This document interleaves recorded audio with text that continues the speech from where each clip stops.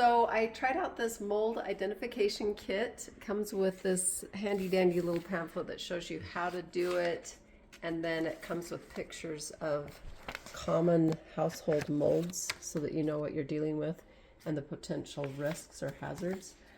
I had wanted to try this because I was sneezing a lot in my room and I wanted to see if I had a mold problem.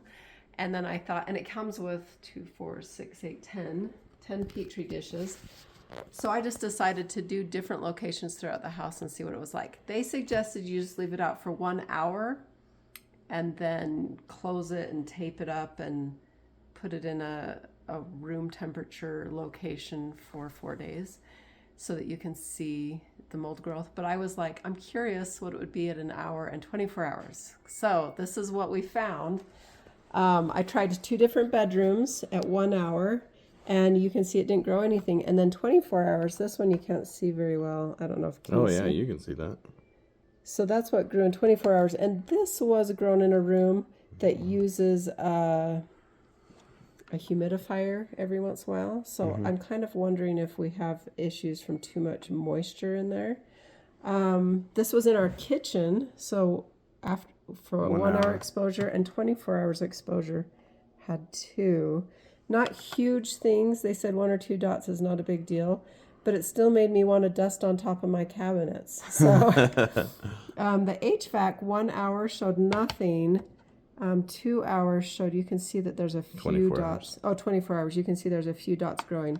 And then we also did just the regular basement, which actually made me feel good because basements can sometimes be a little, and it has hardly one anything, growth. barely. Right. Yeah. So this actually, according to this, there's nothing for major concern except for the room that uses the humidifier. So this was a very good test just for my mental health to know that things are doing all okay, and that I just want to do a deep clean in the room with the humidifier. To keep it warm, I just put it in a cooler because our house does sometimes go below 70 at night. So at night, I would just keep it in the cooler so it kept the process. And it comes with these swabs? Yes, you can do swabs. And just so you can see, I pushed too hard and it broke the agar stuff in the Petri dish. So just do it lightly. Like there was a place where I thought mold might be growing by the door. So I swabbed there and put it there. And it didn't grow anything, but I think that might be because I destroyed it. So you can do it more gently than I did. But it's a great kit.